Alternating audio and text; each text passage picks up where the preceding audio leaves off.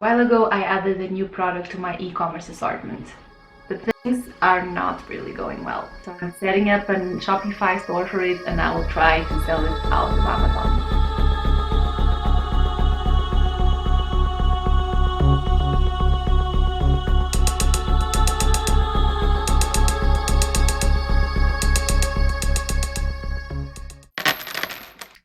Last time I told you everything about one of my Amazon products that was not selling and how I decided to sell it out of Amazon.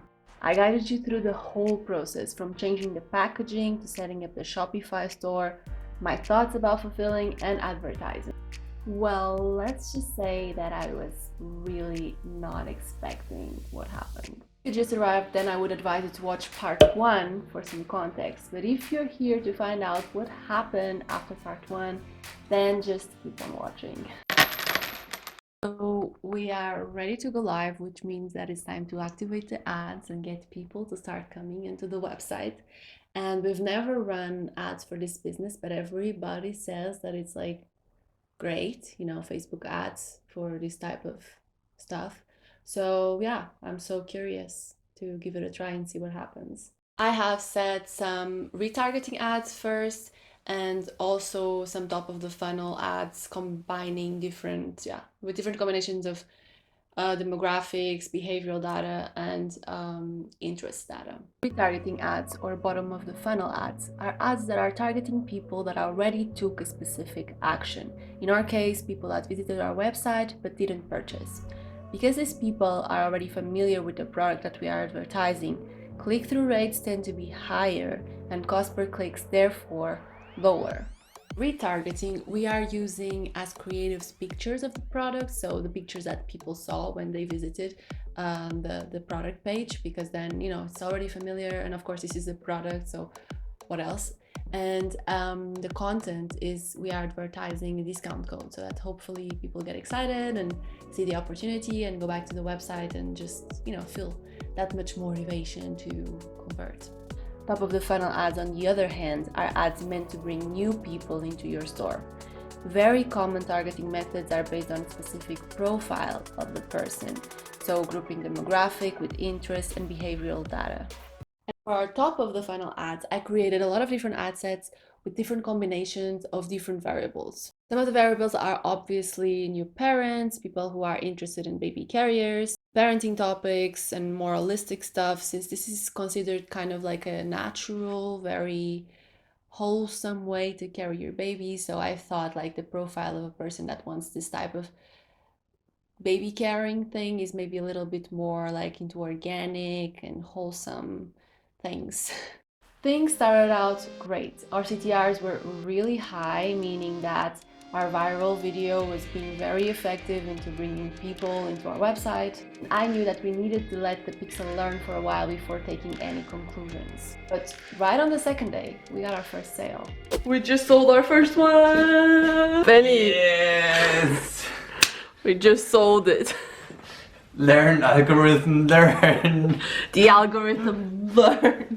Getting our first sale was a great moment. It was working and it was not that hard. Maybe we could sell out after all. Why haven't we done this before? And I really can't wait so we can scale and get some more people to see this product. Well, some more days went by and nothing happened. After that first sale on day 2, I was really optimistic that things would start to go very well and everything would just go up from there. So you can imagine how confused I was when things didn't go up from there, or go anywhere for that matter. Okay, guys, I am so confused. I really wanted to have already some conversions by now for the pixel, because only then we can start to really do some cool stuff. So I was thinking about it and I need to do something, so here's the plan. The cause of this can be one of two things. Number one, we are either getting the wrong people there, meaning these people maybe are stopped by the cool video, but they are not really the type of people who would buy this. And in that case, I need to do some different audiences. I need to play around a little bit more with the ads. Or number two, the problem is the landing page. people are not finding what they expect when they get to the website, and therefore they get confused, they don't buy. In that case, the destination page is the thing that needs optimization. I'm sure some of you have a lot of experience with this, so let me know down below what you think it is. What would it be from your experience? Also, how did you fix this situation in the past if you happen to come across it? I'm really curious. Let me know down below. So I did both. I created some more ad sets to try and reach slightly different people and used common sense plus Google Analytics data to optimize the page where people were landing. From GA, I learned that the majority of the traffic coming in leaves the page immediately, which tells me that people are confused and are not finding what they expect to find. At this point, I was sending people to this page with the intention of showing off the colors we offer, but I considered before starting that this may not be a great landing page. So I decided to start sending people over to a product page where it's way clearer what action people are meant to take, to buy, like now. After this round of optimizations, I was feeling quite confident. I considered before getting started that my first choice of landing page was not going to be great, but I still wanted to test it. That's what this phase was for, it was just to test everything. Now, what can really go wrong with sending people to a product page with a buy button right there, right? Okay guys, so it is week 2 and our stuff's not selling, our ads are not converting, I don't know. I was talking to Penny and we think that maybe this is a product that requires a little bit more education, and therefore we think that maybe trying PPC or search ads will be more effective because these people are then really willing and ready to purchase, and yeah, that can give us maybe a better result in the short term. Yeah, let's see if targeting these people will give us more luck than, yeah, just stopping the curious ones on Facebook. Let's start PPC. Now, on week 2, I was honestly starting to lose faith on the Facebook ads, and it occurred to us that maybe it was a good idea to try different ad platforms. Baby slings are not exactly an impulse purchase, and therefore, perhaps Facebook was not the right medium to advertise them at. So I decided to try Google Shopping ads because these are ads that are shown to people who are out specifically to buy what you are offering. Plus, I'm awesome at PPC. All excited and looking forward to using my PPC skills, I go out to start 2 different campaigns. One on Google Ads directly and one via the Shopify interface. Just to try it out, I was genuinely interested in seeing how each of them would work and also on comparing the results, even if of course I was sure that the one I would create by myself would always be better. Except that I didn't get approved, like ever.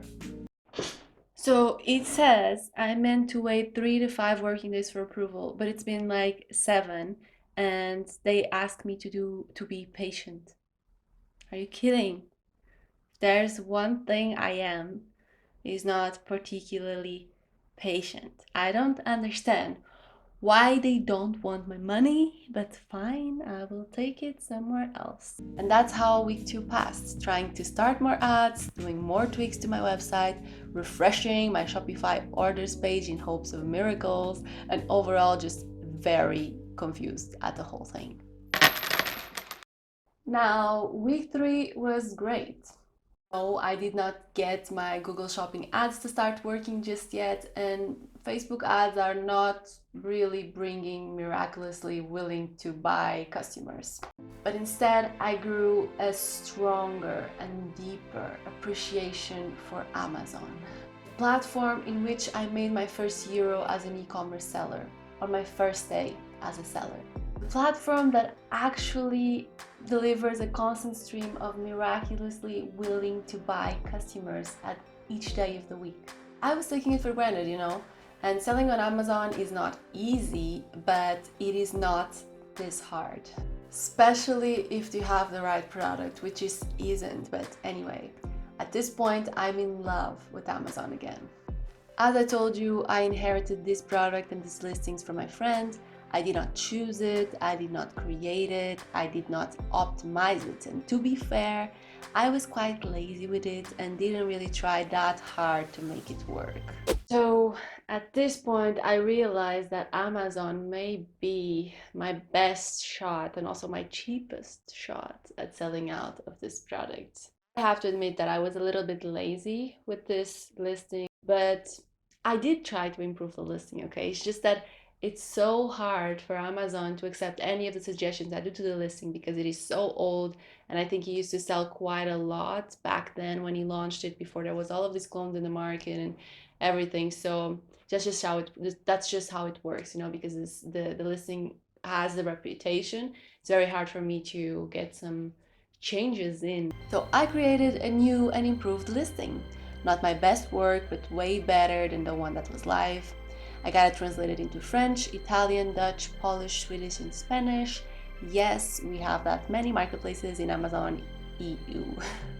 And I made it my mission for the week to make Amazon accept my suggestions. That right there is exactly the thing that I hate the most about Amazon, is that even if you technically own a listing, you created it and you are the only person selling on it, you cannot change it as you please. The only thing you can do is submit a suggestion and hope and wait and pray for the algorithm or a person to accept it.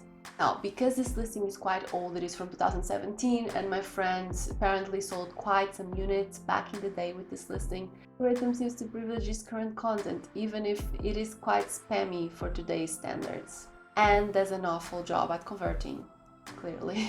I have to admit that I felt so proud to finally do my best at improving this listing. Up until now, I had barely looked at what the listing looked like in the other European markets as well, and taking responsibility for this gave me an awesome sense of accomplishment and possibility. Anyway, after honestly days trying, I got the new listing approved in Germany, France, Italy, the Netherlands, Sweden, and Poland. Only Spain is still resisting now, but I'm contacting seller support. Not that they are usually very helpful, but I will make it happen.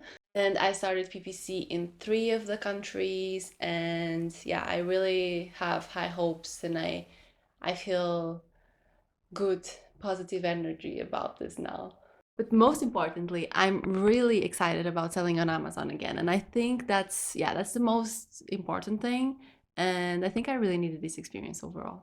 That's right, you guys. After this experiment, I'm actually so excited again about being an Amazon seller and about expanding my business further on this platform. Up until this day, I sold 1 unit on Shopify.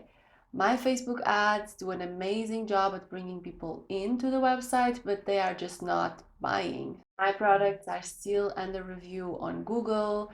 Therefore, I'm not able to start Google Shopping ads just yet. So what does this mean to me? All it means is that I for sure have a lot to learn when it comes to running my own e-commerce website. It means I need loads more A/B testing to find out which ads do the best job at actually bringing a lot of people in and making sure they convert. Also A/B testing on my pages to make sure that I know what converts, what works, and what doesn't. It means that if I would want to do things like that, like drop shipping style, then I need more of an impulse purchase product, otherwise it doesn't work. Naturally, because this ain't easy. I was pretty convinced that this wouldn't be that hard, and I'm sure you were too, because that's what every single video online tells us, isn't it? While I really love those videos, and they are honestly probably the reason why I started, because they are so motivating and so exciting, it is kind of awesome to go against the grain and be able to not only tell you, but also show you that success in e-commerce is not something that happens overnight and not something that happens randomly. You don't just get to start some ads, and just because you put some money on ads, you get, on the other hand, people willing to throw their money and their wallets at you. That's not how it works. There's definitely a learning curve that goes into it. And for example, my boyfriend was listening to a podcast the other day in which some very successful e-commerce sellers were saying that it took them some months to find out which type of Facebook ads and audiences and all of that worked for their specific products. And these guys are 10 million euro Amazon sellers. So even for them that are experts and they have teams to take care of these things, it takes a while. It's a learning curve because it's completely different than selling on Amazon and the whole ecosystem there. And after this, I also really have to say how much more I love Amazon as a seller. To do e-commerce, you need one, a good product to source and to be able and to know how to source a good product, and three, to go to market. And this last part is the only one who doesn't only depend on you and your wallet. Clearly, mastering this third part, to go to market on our own website, is not something that is that easy and that happens overnight, that fast, but I would say that doing it on Amazon is achievable. Amazon significantly cuts that barrier because it delivers to you a constant stream of miraculously willing to buy customers that you need in order to sell out. I surely will not be taking it for granted or complaining about the high fees for any time soon. I will still continue testing and learning how to sell properly on my website for sure, and I know I will be able to make it work. That's just natural evolution and learning curve that I need to experience. I really also wanted to show you that these things don't happen overnight and that it takes a while to learn and to grow. So much for watching. Please do not forget to like, comment, and subscribe. Head on over to my website, in which I have a freebie that you can download for free that tells you how you can start with Amazon FBA in a way easier, smoother way. Thank you so much for watching again, and yeah, I will see you next time for another one. Trust me, the next one is really, really good, so you will want to stay subscribed. Bye.